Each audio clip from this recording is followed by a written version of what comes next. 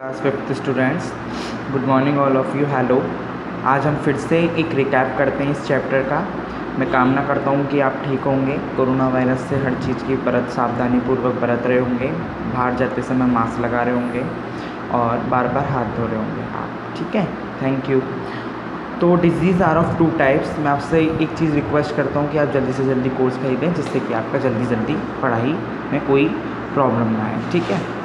Disease are of two types हमने पढ़ी थी, communicable disease, non communicable disease. Communicable disease वो होती हैं जो एक दूसरे के अंदर पास हो जाती है। किससे? एयर से, कंटामिनेटेड फूड से, पानी से, गंदे पानी से, किसी में भी वो हो जाती हैं। और जर्म्स होते हैं जिससे कि हम बीमार पड़ जाते हैं। ये किससे? फूड से होती है, वाटर से होती है, एयर से होती है या इंसेक्ट से होती है। ये जैसे मच्छर होते हैं उनसे होती है। ठीक है। तो डिसीज़ जो होती है वो कौन कौन सी होती है? Common cold, measles, chicken pox, tuberculosis, whooping cough. और ये स्प्रेड किससे होती है? Contact with sick person. देखो, अब आज क्या कहते हैं कि कोरोना वायरस की जैसे किसी को प्रॉब्लम है, कोरोना वायरस की रिपोर्ट पॉजिटिव आई है, वो क्या कहते हैं, उसके पास मत जाओ, उससे हैंडशेक ना करो। क्यों? क्योंकि ये कम्युनिकेबल डिसीज़ है। आप कभी हैंडशेक करा या किसी के पास, ऐसे के पास चले गए व्यक्ति के पास, तभी तो हमारे प्रधानमंत्री जी ने वो करा था, इसका बंद करा था, लॉकडाउन लगाया। क्यों? क्योंकि हम ऐसे कांटेक्ट में ना आ पाएँ, ऐसे इंसान के कांटेक्ट में ना आए जिसे कोरोना पॉजिटिव हो और वो उससे फैले। तो इसलिए कम्युनिकेबल डिसीज़ है। Cholera, typhoid, diarrhoea, food poisoning, ये हमारे फूड से फैल जाती है। जैसे कहीं आपने खा होगा कि जैसे कभी कभी आपने बासी और गंदा कोई बाहर ठेले पे बड़ा गंदा वैसा बेचता है जो खाना, उससे भी फैल जाता है। मलेरिया, डेंगू जो है वो मॉस्किटो बाइट से होता है। जब मॉस्किटो कहते नहीं है कि रात को हमारे जब बहुत सारे लोग मच्छरदानी में सोते हैं और इंसेक्ट रेपेलेंट लगाते हैं। इंसेक्ट रेपेलेंट मतलब जो भी आपके ओडोमास है, मॉर्टिन आप लगा के सोते हैं, जला के सोते हैं, या आप ऑल आउट अपनी इलेक्ट्रिसिटी में लगा के सोते हैं। ठीक है ना। अब जम्स जैसे होंगे हमारे, कौन कौन से जम्स होते हैं? जब बैक्टीरिया होते हैं, प्रोटोजो होते हैं, वायरस होते हैं, ये होते हैं। जो हमारी कोरोना वो है वो वायरस है। ठीक है। नॉन कम्युनिकेबल डिसीज़ जो एक दूसरे के अंदर नहीं पहुंचते, वो एक तरीके से हमारी बॉडी के अंदर डिसऑर्डर ही होते हैं। ठीक है। अब हम पढ़ते हैं डिसीज़। नाइट ब्लाइंडनेस जो है वो विटामिन ए की वजह से होती है, तो इसलिए हमें green leafy vegetable, mango, papaya, tomato खाने चाहिए। बेरी के लिए विटामिन बी की वजह से होती है, ये अनपॉलिश्ड राइस खाने चाहिए। स्कर्बायो, ब्लीडिंग गम्स, जैसे हमारे स्वेलिंग आ जाती है जॉइंट्स में, और स्कर्बाय जैसे हमारे दांतों में कभी कभी खून निकलने लग जाता है, तो उसी वजह से हमें खट्टे फ्रूट खाने चाहिए, जैसे आंवला, सिट्रस फ्रूट, नींबू, oranges, potato, green leafy vegetable. Rickets, कभी कभी हमारी बोन्स बड़ी हल्की हो जाती हैं कि अब हल्की सी भी चोट लगी बोन्स टूट भी जाती है, क्रैक हो जाते हैं, तो वो विटामिन डी की कमी से होती है। हमें मिल्क और मिल्क प्रोडक्ट खाने चाहिए, मक्खन, चीज़ और दही वही खूब लेनी चाहिए। और हमें विटामिन डी के लिए सबसे पहले सनलाइट लेनी चाहिए। ठीक है। गॉइटर, हमारा गला में एक तरीके से थैले टाइप एक बहुत बड़ा फोड़ा टाइप का हो जाता है, जिसे आयोडीन की कमी से होता है, वो हमें आयोडीन सॉल्ट लेना चाहिए। एनीमिया हो जाता है, जिसे हम एनीमिया कहते हैं, पीले पीले नाखून भी हो जाते हैं, टायर्ड लुक, और हमें थके हुए लगते हैं, और वो आयरन की कमी से होता है। हमें एप्पल, बनाना, स्पिनच, पालक, ब्रिंजल, गुड़, मीट खाना चाहिए। ब्रिंजल मतलब बैंगन लेने चाहिए। How to protect our self, हम कम्युनिकेबल डिसीज़ से कैसे बच सकते हैं?